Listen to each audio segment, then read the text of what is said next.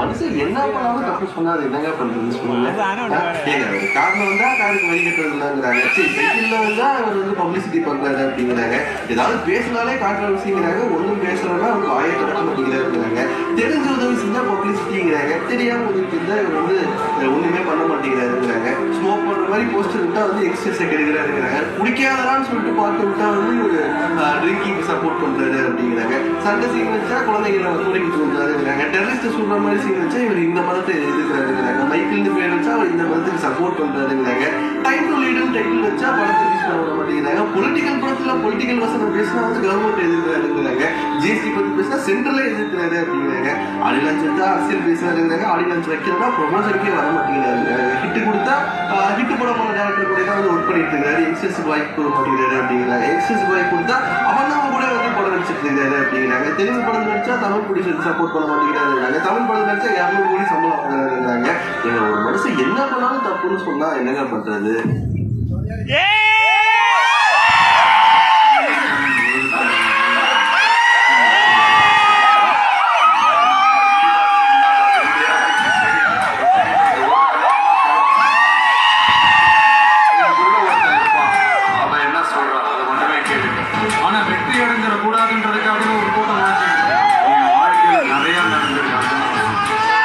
தேவையில்லாத விஷயத்துக்கெல்லாம் நம்ம ரியாக்ட் பண்ணிக்கிட்டு இக்னோர் பண்ணிட்டு நம்ம வேலை நம்ம கடமையை செம்மையை செஞ்சுட்டு அந்த நதி மாதிரி போயிட்டே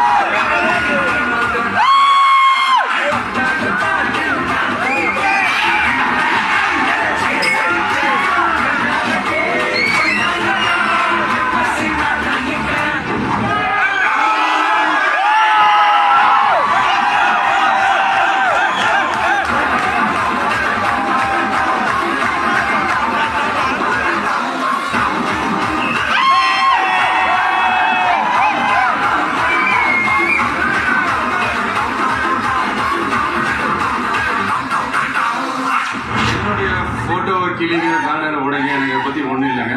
ஆனால்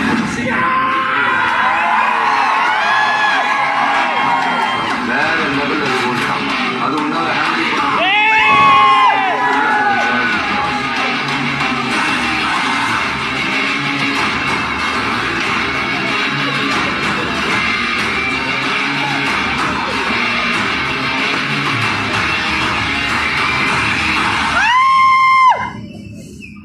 But how is it even possible? ഇയാൾ പോലും സാധാരണക്കാരന് ഇതെങ്ങനെ ചെയ്യാൻ സാധിക്കുന്നു? உங்களுக்கு நான் அண்ணன் சார்.